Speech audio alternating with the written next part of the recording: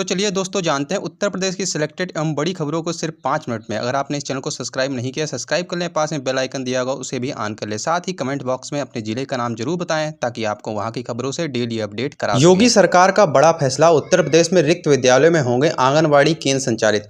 उत्तर प्रदेश में सियासत फिलहाल प्राथमिक विद्यालयों के मर्जर और शराब की नई कंपोजिट दुकानों के खुलने को लेकर है।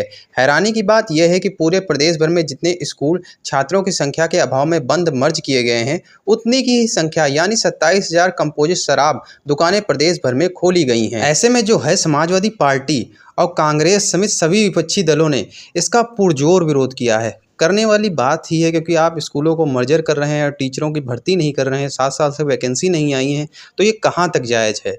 जो देखो सही है उसको तो बोलना ही पड़ेगा, आप किसी भी पार्टी को क्यों ना सपोर्ट करते हों।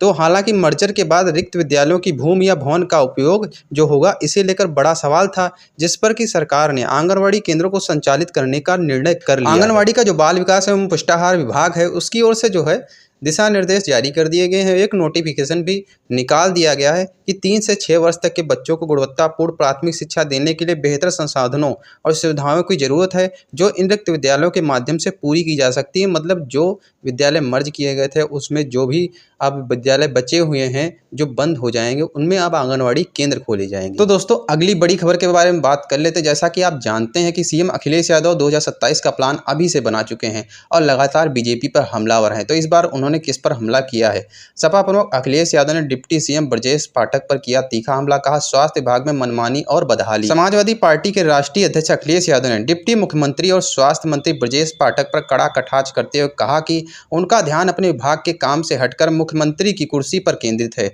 जिससे प्रदेश के स्वास्थ्य विभाग में व्यापक मनमानी और बदहाली का माहौल बन गया है। अखिलेश यादव ने आरोप लगाया कि स्वास्थ्य विभाग की हालत इतनी खराब हो गई है कि बिना खून निकलवाए ही रिपोर्ट जारी करने का गलत तरीका अपनाया जा रहा है, जिससे मरीजों को सही इलाज नहीं मिल पा रहा है। उन्होंने कहा कि यह स्थिति पूरी तरह से डिप्टी सीएम की लापरवाही और विभागीय अराजकता का नतीजा है। सपा प्रमुख ने कहा जब मंत्री का पूरा फोकस अपने विभाग की सुध लेने के बजाय मुख्यमंत्री कुर्सी पाने को लेकर होता है, तो विभाग की पूरी व्यवस्था गड़बड़ हो जाती है। उन्होंने प्रदेश सरकार से स्वास्थ्य सेवा में सुधार और मरीजों को बेहतर सुविधाएं देने की मांग भी दोहराई है। अब दोस्तों बात कर लेते हैं उत्तर प्रदेश की अगली एवं महत्वपूर्ण खबर के बारे में। बड़ी दुविधा में ब्राह्मण मतदाता, हर पार्टी को सर्वमान्य नेता की तलाश। उत्तर प्रदेश की 403 विधानसभा सीटों में से 60% में कम से कम 10,000 ब्राह्मण मतदाता होने के बाद भी ब्राह्मणों को इस वक्त एक सर्वमान्य नेता की तलाश है। कांग्रेस के अलावा इस वक्त प्रदेश में कोई भी राजनीतिक दल ऐसा नहीं है जो इस बात का दावा कर सकता हो कि उसके पास एक ऐसा नेता है जिसे पूरे प्रदेश में ब्राह्मण अपना नेता मानते हैं। उत्तर प्रदेश में ब्राह्मण मतदाता 12% है। मतदाताओं की इस बिरादरी की अगर ताकत का अंदाजा लगाना हो तो प्रदेश की 200 से अधिक विधानसभा सीटें ऐसी हैं जहां उनकी संख्या कम से कम 10,000 के करीब है।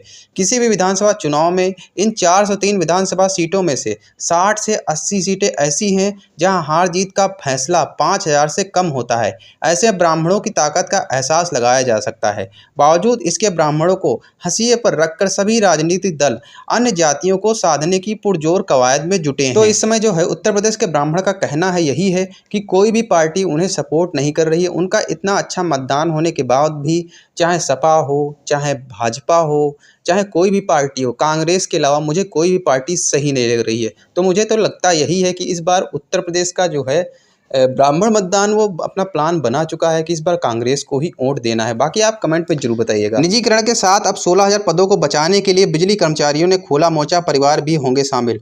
पूर्वांचल में दक्षिणांचल के निजीकरण के विरोध में आंदोलन तेज होता जा रहा है। दोनों निगमों के आरक्षित 16,000 पदों को बचाने के सम्मेलन शुरू हो गया है। कानपुर और वाराणसी के बाद अब 15 जुलाई को आगरा में आरक्षित पदों को लेकर सम्मेलन होगा। दूसरी तरफ संघर्ष समिति ने दावा किया कि आंदोलन बिजली कर्मियों के परिजनों के साथ ही उपभोक्ता भी जुड़ रहे हैं।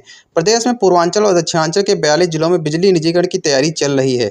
निजीकरण के बाद दोनों निगमों के 16,000 पद आरक्षित समाप्त हो जाएंगे। इन आरक्षित पदों को कैसे बचाया जाएगा, इसे लेकर पावर ऑफिसर्स एसोसिएशन सरकार से लेकर पावर कारपोरेशन तक को ज्ञापन दे चुका है। कानपुर और वाराणसी के बाद अब 15 जुलाई को आगरा में सम्मेलन होगा। इसमें बिजली कर्मियों को निजीकरण से होने वाले नुकसान की जानकारी दी जाएगी। पावर ऑफिसर एसोसिएशन के कार्यवाहक अध्यक्ष अवधेश कुमार वर्मा ने बताया कि आगरा में शाम 5 बजे होने वाले इस सम्मेलन में 16,000 आरक्षित पदों को बचाने के लिए आर पार की लड़ाई का ऐलान किया जाएगा। रविवार को फील्ड हॉस्टल में हुई बैठक में सम्मेलन की तैयारी की समीक्षा की गई है। बैठक में एसोसिएशन के अध्यक्ष आरपी केन मनोज सोनकर ने कहा कि आरक्षित पदों को किसी भी कीमत पर खत्म नहीं होने दिया जाएगा। जरूरत पड़ने पर प्रदेश के सभी सरकारी विभाग इस मुहिम में साझा रणनीति के तहत आंदोलन चलाएंगे। सावन के पहले सप्ताह में आसमान से बरसे की आफत, इन जिलों में तबाही का डर, यूपी में मौसम का होगा तांडव। उत्तर प्रदेश की धरती पर इन दिनों मौसम का तांडव जारी है। जिस मानसून का बेताबी से इंतजार था वह अब राहत नहीं बल्कि आफत बनकर बरस रहा है। कई शहरों में सड़कें तालाब बन चुकी हैं, नदियां उफान पर हैं और जनजीवन पूरी तरीके से अस्त व्यस्त हो चुका है। आईएमडी ने सावन के पहले सप्ताह के लिए खतरनाक पूर्वानुमान जारी किया है, जिसे जानकर आपकी रातों की नींद उड़ सकती है। आईएमडी ने विशेष रूप से कई जिलों के लिए भारी बारिश की चेतावनी जारी की है, जहां हालात और भी बिगड़ सकते हैं।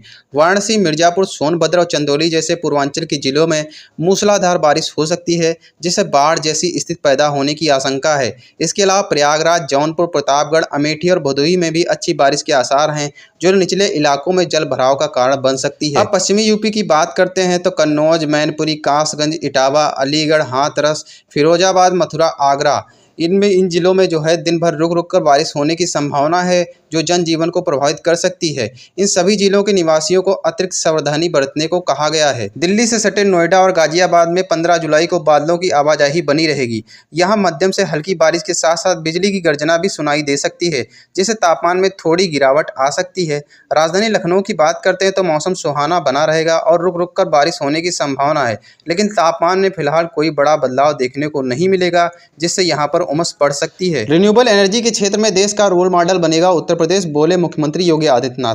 मुख्यमंत्री योगी आदित्यनाथ से शनिवार को एक नए भारत के नए उत्तर प्रदेश में रोजगार सृजन, आर्थिक विकास एवं क्षय निर्माण हेतु नियोजन विभाग के अंतर्गत नवगठित आर्थिक सलाहकार समूह ने मुलाकात। इस समूह में कृषि, शिक्षा, सेमीकंडक्टर, एमएसएमई, स्टार्टअप जैसे अन्य क्षेत्रों में कार्य कर रहे देश के विशेषज्ञ शामिल थे। इस दौरान समूह ने मुख्यमंत्री योगी को अपने कुछ सुझाव दिए। वहीं मुख्यमंत्री योगी ने समूह को संबोधित करते हुए कहा कि समूह की तरफ से प्राप्त सुझाव स्वागत योग्य हैं। उन्होंने कहा कि उत्तर प्रदेश आज भारत की अर्थव्यवस्था का ग्रोथ इंजन बनने की दिशा में अग्रसर है। इसके लिए प्रदेश के सभी विभाग मिलकर तेज गति से कार्य कर रहे हैं। उन्होंने कहा कि आर्थिक सलाहकार समूह से प्राप्त होने वाले सुझाव का तय समय पर क्रियान्वयन आवश्यक है। मुख्यमंत्री योगी ने कहा कि सौर ऊर्जा के क्षेत्र में उत्तर प्रदेश का प्रदर्शन अच्छा है। पिछले माह प्रधानमंत्री नरेंद्र मोदी ने कानपुर में 8000 मेगावाट के पावर प्लांट का उद्घाटन किया था। मुख्यमंत्री योगी ने कहा कि रिन्यूएबल एनर्जी की दिशा में भी उत्तर प्रदेश सारी प्रक्रिया पूरी कर रहा है।